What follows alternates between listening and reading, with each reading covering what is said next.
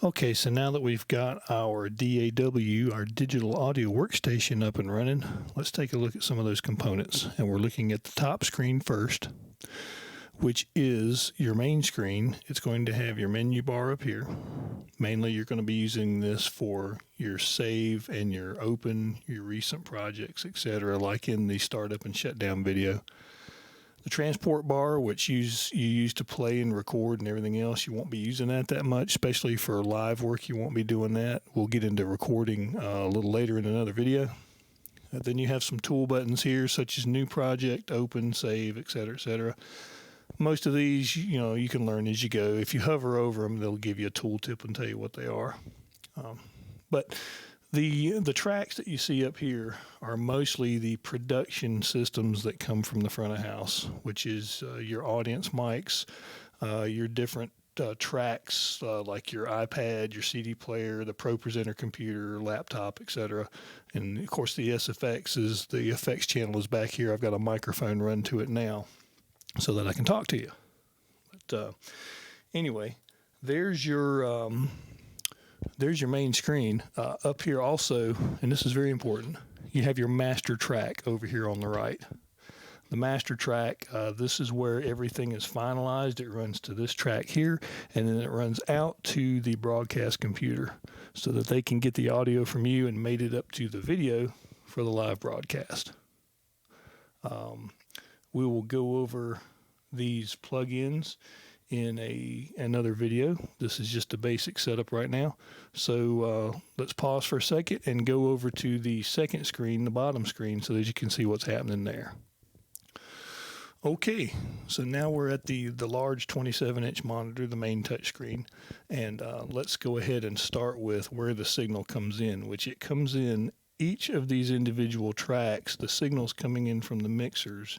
Just think of it as going from the top down to the bottom and then out to the group tracks over here on the right, and then they go to the master and on out to the broadcast, the video computer.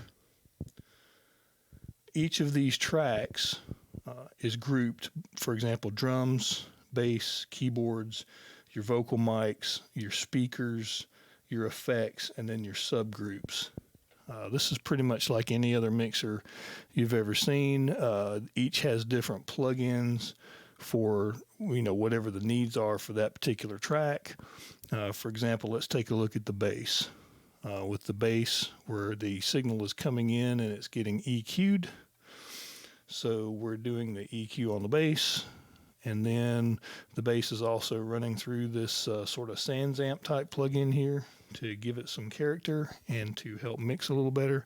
And then finally, it is hitting the compressor on the way out. So that's just an example really quickly. But while the live broadcast is going on, you're basically balancing and mixing with these faders and these pan pots here with the vocals. You can pan them out. And then also they come to your subgroups. So if you want to mix your groups a little bit, that's fine there.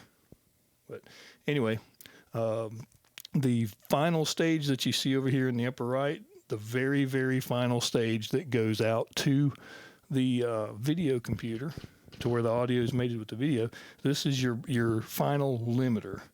And this is where you're actually going to adjust the volume going to the video computer. It's not really the master volume on the master track. It's actually this threshold here.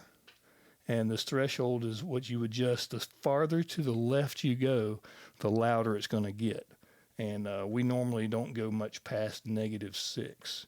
But there's a reason for this. You're not just turning the volume up, but you're also limiting the signal so that it doesn't overload the input stage of the video, the Blackmagic 4K box that's receiving the audio to mix with the video.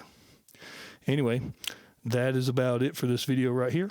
So thanks for listening and watching and all that good stuff.